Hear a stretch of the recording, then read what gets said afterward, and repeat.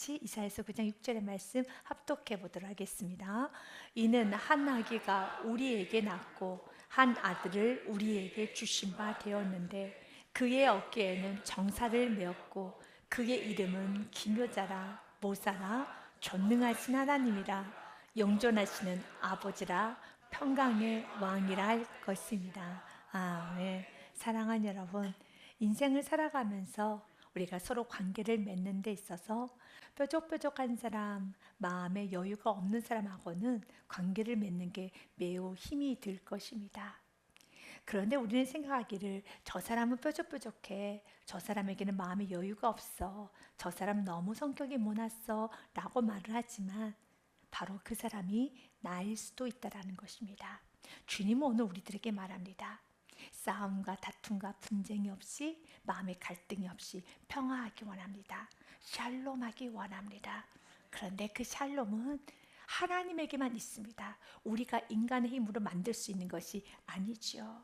그래서 요한복음 말씀, 성경은 이렇게 되어 있습니다. 14장 27절 말씀에 보니 평안을 너희에게 끼치노니 곧 나의 평안을 너희에게 주노라 라고 했던 것처럼 예수님이 소유하셨던 그 평안을 우리가 받아야 되는 겁니다. 평안은 가정의 평안, 마음의 심령의 평안, 우리 공동체 평안은 내가 만드는 것이 아니라 하나님이 만들어 주셔야 되는 것이죠. 그래서 평안을 너에게 끼치노니 곧 나의 평안, 우리 평강의 왕으로 오신 예수님의 평안을 너희에게 주노라.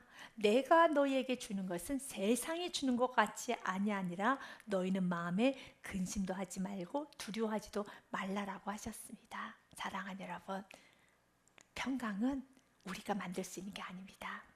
평강의 왕이신 예수님을 내 마음에 영접하고 그 예수님을 귀하게 여기면 우리 삶에 평강이 임하게 되는 것입니다. 오스왈드 챔버스가 썼던 책에 주님은 나의 최고봉이라는 책이 있습니다. 그 책에 보면 짜증내지 마십시오라는 그 내용이 있습니다.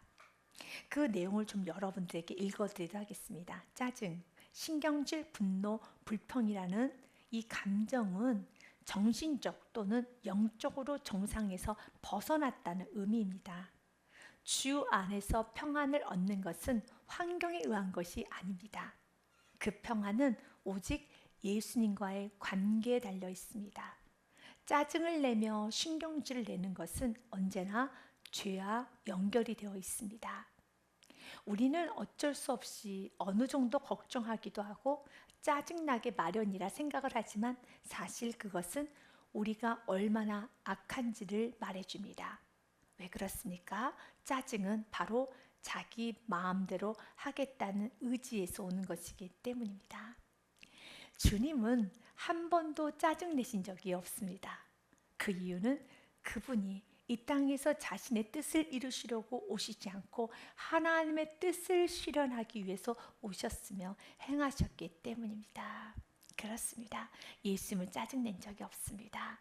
예수님은 원망하거나 불평하거나 다툰 적이 없습니다. 왜냐하면 자신의 뜻을 주장하고자 하는 마음이 없이 오직 하나님의 뜻만 이루시길 원하셨기 때문에, 그래서 나의 마음에 짜증이 있고 마음에 갈등이 있고 내 마음에 분노가 있더라면 나라는 자아가 내 안에 강하게 힘있게 지금 역사하고 있다는 걸 기억하고 내 속에 있는 강한 자아를 꺾어야 되는 겁니다. 내 안에 있는 강한 자아를 여러분 내려놔야 되는 것이죠. 쉽지 않죠. 그래서 예수님 오늘 말합니다. 나 예수를 왕으로 모시라는 것이죠. 여러분이 예수를 왕으로 모시고 여러분이 왕 되었던 삶, 나의 뜻대로 되고 나의 뜻대로 살겠다는 그 왕 되고자 하는 마음을 내려놓으실 때 진정 마음의 평화가 오는 것입니다. 주님 오늘 우리에게 평화를 주시기를 원하십니다. 여기서의 평화는 어떤 일체의 갈등이 없는 상태, 여러분 히브리어는 샬롬, 또한 헬라어로는 에일레네라고 합니다. 마음의 갈등이 없는 평안한 상태, 가정의 갈등과 분쟁이 없는 상태, 국가와 사회가, 또한 우리의 모든 공동체 어떤 다툼이 분쟁이 없는 상태가 평안한 상태입니다. 샬롬인 상태입니다. 이제 여러분에게 질문해 보겠습니다. 지금 여러분의 마음에는 갈등이 없습니까? 마음 안에 다툼과 분쟁은 없습니까?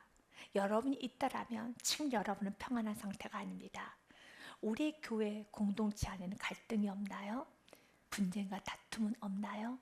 만약 갈등이 있다면, 분쟁과 다툼이 있다면 우리 교회는 평안한 상태가 아닙니다.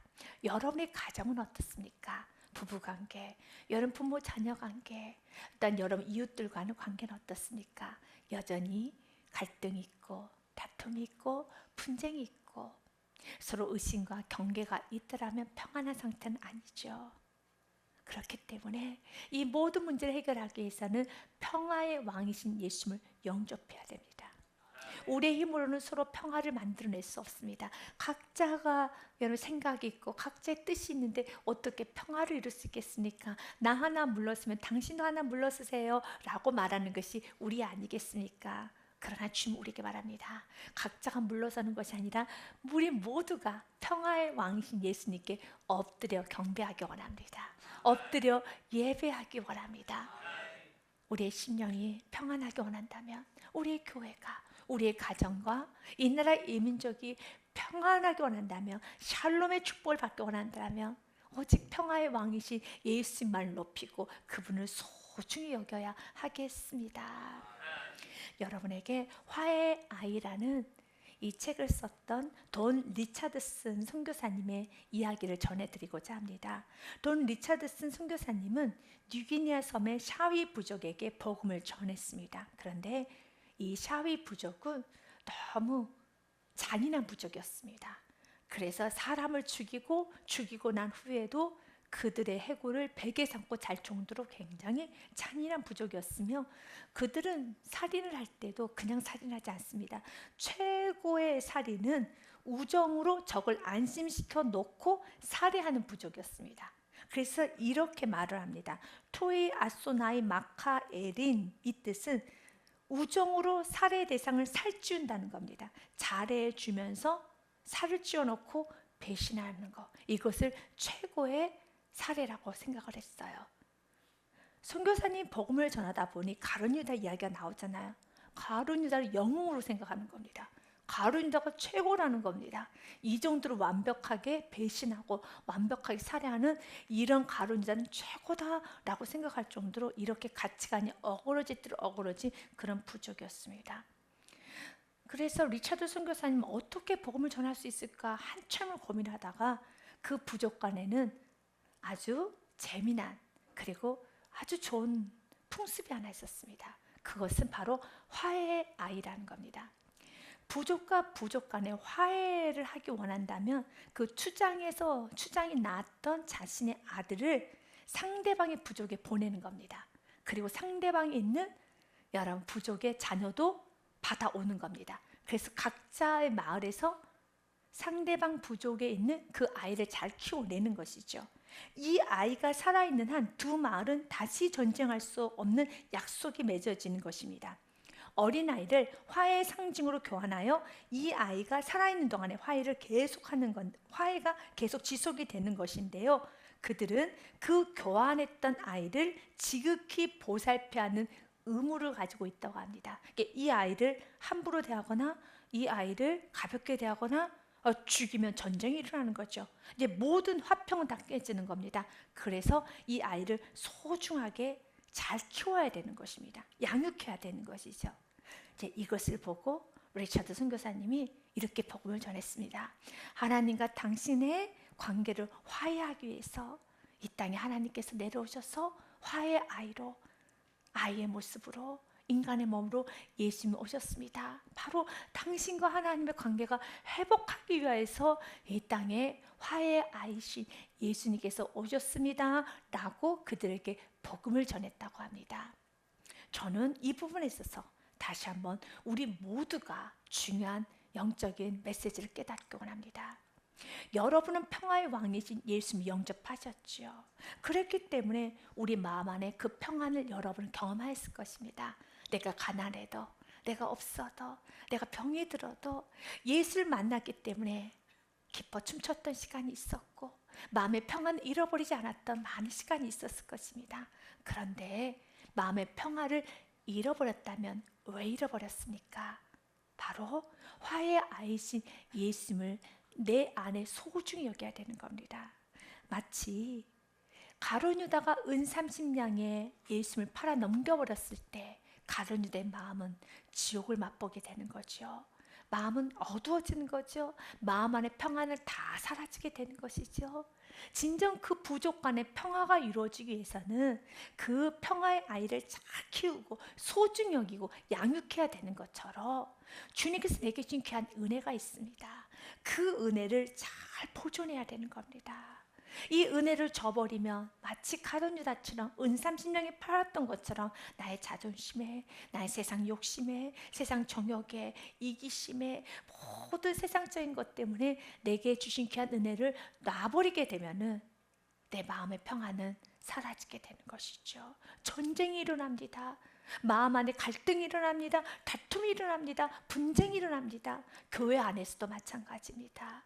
가정에서도 마찬가지입니다. 이 나라 민족도 마찬가지입니다. 평화의 왕으로 예수님은 오셨습니다. 그 왕으로 오신 예수님 우리가 소중히 여기고 그 예수님의 다스림을 잘 받고 그 예수의 통치를 잘 받으면 우리가 가는 곳마다 평화가 이루어지지만 그러나 그 예수님을 외면하고 그 예수님을 우리가 저버린다면 전쟁이 일어나는 것입니다. 그래서 오늘 예수님은 우리에게 말합니다. 나는 아기의 모습을 왔지만 나의 어깨에는 정사가 메어져 있고 나는 기묘이며 나는 모사이며 나는 전능하신 하나님이며 나는 영존한 아버지다라고 말씀합니다. 이사야서 9장 6절 말씀에 보면 이 땅에 오셨던 예수님에 관한 말씀이 기록이 되었습니다. 이사야서는 예수님이 오시기 700년 전에 기록된 말씀입니다. 이는 한 아기가 우리에게 낳고 한 아들을 우리에게 주신 바 되었는데 그의 어깨에는 정사를 메었고 그의 이름은 기묘자라 모사라 전능하신 하나님이라 영존하신 아버지라 평강의 왕이라 할 것입니다. 아멘. 700년 전에 이사야 선지자가 미래 예언적인 말씀, 이 땅에 오실 메시아 예수 그리스도에 관한 말씀을 선포하였습니다. 그랬더라면 9장 6절의 말씀은 이렇게 쓰여져서는 안 되죠. 이는 한 아기가 우리에게, 말구에서 예수님이 태어나셨죠? 맞습니다. 우리에게서 낳을 것이고 라고 기록이 되어야 되지 않겠습니까? 그런데 한 아기가 우리에게 낳고 라고 이미 다 이루어진 문법을 사용합니다. 이것을 바로 히브리 문법상으로 결과동사라고 합니다. 아직 결과가 이루어진 건 아닙니다. 그런데 이것은 확실히 이루어져. 이건 진리야 라고 해서 우리에게 낳고 한 아들 우리에게 주실 것이다 라고 기록이 되었는데 주신 바 되었다라고 한 것처럼 사랑하는 여러분, 이 땅에 오신 예수님은 이미 오셨습니다. 우리에게 주셨습니다. 여러분이 예수님을 나의 구원자로 영접했다면 여러분 안에 평화의 왕이신 예수님이 계십니다. 그 예수님을 인정하십시오. 그래서 여러분이 평화를 만들고 여러분이 샬롬을 만들며 여러분이 화평하기 위해서 너무 고생하지 마십시오. 괜찮습니다. 내려놓습니다. 내려놓으시길 바라겠습니다. 여러분, 평화의 왕이신 예수만 앞세우면 되는 겁니다. 그 평화의 왕이신 예수님, 내 안에 계신 예수님만 귀하게 여기고 그 예수님 내게 주신 은혜만 귀하게 여기면 되는 것입니다. 그분께서 일하시는 것입니다. 그 부족 간에 화해의 아이만 잘 키우면 영원히 화해, 영원히 전쟁이 없어요. 그러나 그 아이를 내동댕이 치면, 그 아이를 함부로 여기면, 그 아이를 여러분 갖다 내다 버리면 전쟁이 일어나는 겁니다. 마찬가지입니다. 평화의 왕이신 예수님을 소중히 여기면 평화가 임해요. 내 마음에 행복이 찾아옵니다. 내 마음에 평강이 찾아옵니다. 그러나 그 은혜를 놔버리면, 그 은혜를 저버리게 되면은 여러분 마음 안에 전쟁이 일어나요. 마음 안에 갈등이 일어나는 것입니다. 주님 오늘 우리에게 말합니다. 이미 이 땅에 평강의 왕이신 예수님이 오셨고 그 예수님을 우리에게 주신 바 되었다라고 합니다. 그러면서 이 땅에 오신 예수님의 어깨에는 정사를 메었다고 되어 있습니다. 여기서 정사라는 것은 히브리어로 보니 미스라, 통치하다, 다스리다입니다. 예수님이 다스리는 분이십니다. 우리는 다스림을 받아야 됩니다. 우리가 다스리는 것이 아닙니다. 부모는 자녀를 다스리는 위치에 있지요. 리더자, 또한 먼저 신앙생활하고 어른들은 다스리는 위치에 있습니다. 그러나 깨달읍시다. 우리가 다스리는 자가 아닙니다. 주님이 다스리는 분이시고 우리는 그 주님의 다스림을 받아야 되는 사람이죠. 예수님의 어깨에는 정사를 메었고 그분은 통치자, 다스리시는 분이십니다. 오늘 고백합시다. 주님, 다스림을 잘 받겠습니다. 내가 앞서지도 않고 내가 뒤처지지도 않고 주님의 다스림을 잘 받아서 주님과 한 걸음 한 걸음 발맞춰서 나아가겠습니다 라고 고백하셔야죠. 그의 이름은 또한 기묘자라고 되어 있습니다. 이 기묘자는 히브리어로 보니 펠레, 그 의미는 나의 생각을 훌쩍 뛰어넘을 만큼 아주 놀랍고 기이한 일을 행하시는 분, 바로 기이한 일을 행하시다 기묘입니다. 여러분, 하나님은 아주 놀라우신 분이에요. 그래서 나의 마음이 공고해지고 길이 없이 느껴질 때, 마음이 답답할 때, 그때 내 안에 계신 평강의 왕이신 예수님이 기묘자라는 걸 기억하셔야 돼요. 주님, 지금 모든 상황이 어렵지만, 모든 상황이 지금 답답하게 가고 있지만 주님은 기묘이십니다. 성경에는 예수님의 기묘하신 일, 아주 놀라운 일들이, 나의 생각을 훌쩍 뛰어넘는 놀라운 일들이 참 많이 기록이 되어 있지 않습니까? 포도주가 떨어졌습니다. 문제지요. 어려움이죠. 그런데 물로 포도주를 만드신 예수님이 계십니다. 물 가져와. 물을 갖다 줘라. 포도주가 됩니다. 여러분, 다 배고파하고 있습니다. 그때 도시락을 가지고 예수님은 축복 기도했을 때 어린아이가 먹고 끝나도 부족할 만한 작은 도시락이지만 예수님 손에 갔더니 기묘한 일이 일어났습니다. 물고기 2마리와 보리떡 5개로 5,000명을 먹고도 남는 기묘한 일이 일어났습니다. 그래서 내가 부족하다 느껴질 때, 내 마음이 아플 때, 맞습니다. 나는 아무것도 못하지만 기묘하신 예수님을 찬양합니다. 기묘하신 예수님을 높입니다. 기묘자입니다. 또한 여러분, 예수님은 모사이십니다. 모사는 히브리어로 요에츠, 그 뜻은 지혜롭다는 뜻을 가지고 있어요. 우리 예수님은 참 지혜로우세요. 나는 부족하죠. 우둔하죠. 내가 하는 모든 행동과 말과 나의 모든 삶에는 우둔함이 아주 많아요. 그러나 예수님은 지혜로우십니다. 그렇기 때문에 우리는 야고보서 1장 5절의 말씀을 붙잡고 기도하는 겁니다. 주님, 나는 매우 부족합니다. 매우 우둔합니다. 하지만 지혜자이신, 모사이신 주님과 함께 당신의 지혜로 내가 오늘도 살아가기 원합니다. 당신의 지혜로 오늘 나는 승리하기 원합니다. 야고보서 1장 5절 같이 읽겠습니다. 너희 중에 누구든지 지혜가 부족하거든 모든 사람에게 후히 주시고 꾸짖지 아니하시는 하나님께 구하라. 그리하면 주시리라. 아멘. 하나님께 구하라. 지혜가 부족하십니까? 하나님께 구해야 되는 겁니다. 내 안에 모사이신 예수 그리스도가 있다는 걸 믿고 주님 구합니다. 나의 입술에 지혜를 주시옵소서. 나의 삶에 지혜를 주시옵소서 라고 주님 앞에 한 번 더 엎드려 기도하며 나아갈 때 주님께서 지혜를 부어주시는 겁니다. 그러며 살아갈 때 우리의 삶에 평강이 찾아옵니다. 그리고 그분은 성경에 이렇게 됐습니다. 나는 기묘이고 또 나는 모사이며 나는 전능하신 하나님이다. 그분에게 있어 못하실 것이 없습니다. 그분은 능치 못하실 일 없습니다. 모든 것이 다 가능합니다. 그래서 여러분 삶 가운데 환경이 어렵다 해서 제한하지 마십시오. 마음을 닫지 마십시오. 그분이 어떻게 일하실지 한번 보시길 바라겠습니다. 하나님을 앞장 세우세요. 그리고 그분의 다스림을 받으시기 바랍니다. 그분은 영존하시, 영원히 존재하시는 아빠, 아버지이십니다. 그분은 우리에게 약속했던 것을 거두지 않습니다. 예수님께서 평강의 왕으로 오셨을 때 이 평강은 큰 희생을 주었어요. 예수님의 십자가의 죽으심으로 인하여서 평강의 축복을 우리가 받을 수 있는 겁니다. 이사야서 53장 말씀 기억해야 될 말씀입니다. 그가 찔림은 우리의 허물 때문이요 그가 상함은 우리의 죄악 때문이라.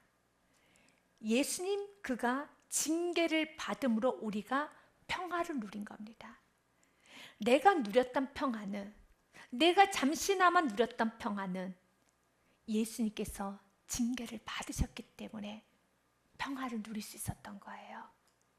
그러면 그 평화를, 예수님의 그 피 흘림의 희생의 평화이기 때문에 소중히 여겨야죠. 귀하게 여겨야죠. 마음의 평안을 귀하게 여기면서 이 평안을 빼앗기면 안 되는 겁니다. 어떤 순간에도 어리석었던 가룟유다처럼 은 30냥이도 빼앗겨서는 안 됩니다. 여러분, 여러 가지 환경적인 문제, 세상적인 정욕에 빼앗겨서 안 됩니다. 여러분의 모든 상처와 아픔에도 빼앗겨서는 안 되는 겁니다. 여러분의 어떤 것도 빼앗겨서 안 되고 꼭 붙잡으십시오. 마음과 생각을 지키시길 바라겠습니다. 주님 우리에게 말합니다. 너희들이 소유하는 그 평안은 예수님께서 징계를 받음으로, 피 흘림으로 얻게 되는 평화라는 것입니다. 그가 징계를 받음으로 우리가 평화를 누리고 그가 채찍에 맞음으로 우리는 나음을 받았도다. 사랑하는 여러분, 이제 우리는 평화이신 예수님을 사랑합시다. 귀하게 여깁시다. 그분을 경배합시다. 그분을 찬양하시기를 바라겠습니다. 이 땅에 평화의 왕으로 오셨던 예수님에 관하여 천사들이 이렇게 찬양을 합니다. 호련히 수많은 천군이 그 천사와 함께 하나님을 찬송하며 이르되 지극히 높은 곳에서는 하나님께 영광이요 땅에서는 하나님이 기뻐하신 사람들 중에 평화로다 하니라. 아멘. 평강의 왕으로 오시는 이 말씀은 진리입니다. 예수님은 평화의 왕으로 오셨습니다. 그리고 평화가 온 세상에 가득합니다. 하지만 누구나 다 평화를 누릴 수 있는 건 아닙니다. 하나님이 기뻐하신 사람들 중에 평화로다고 되어 있습니다. 모든 사람들에게 평화가 임하는 것이 아니라 하나님이 기뻐하신 사람들 중에 평화로다.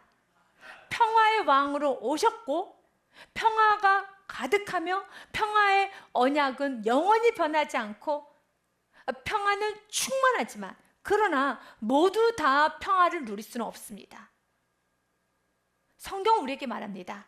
하나님이 기뻐하신 사람들 중에, 하나님이 기뻐하는, 나는 널 보면 참 기뻐하는 그 성도들에게 평화가 임하는 겁니다. 그렇다면 하나님은 어떠한 성도를 기뻐하시나요? 누구를 기뻐하실까요? 히브리서 11장 6절 말씀에 보니 하나님이 기뻐하는 성도는 믿음의 성도를 기뻐하십니다. 같이 읽습니다. 믿음이 없이는 하나님을 기쁘시게 하지 못하나니 하나님께 나아가는 자는 반드시 그가 계신 것과 또한 그가 자기를 찾는 자들에게 상 주시는 이심을 믿어야 할지니라. 아멘. 믿음이 없이는 하나님을 기쁘시게 못합니다. 하나님을 기쁘시게 하는 방법은 믿음입니다. 주님은 오늘 우리가 믿기 원합니다. 우리 안에 계신 예수님이 정사를 메웠다는 것을, 그분이 다스려야 된다는 걸 믿기 원합니다.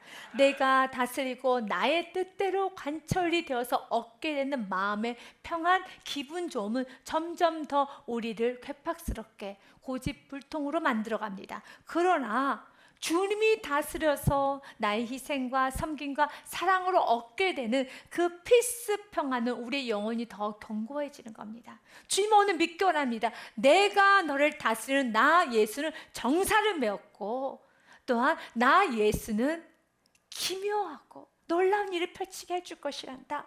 나 예수는 모사 지혜가 있는 나란다. 주님의 지혜를 배우셔야 됩니다. 믿으셔야 됩니다. 나에게 지혜가 없고 예수님에게 모사, 제가 있구나. 그분이 나의 상담자가 되셔서 예수님께 잘 배우셔야 되는 겁니다. 또한 그분은 전능하십니다. 그분은 영원히 우리 함께 하십니다. 그분은 평강의 왕이십니다.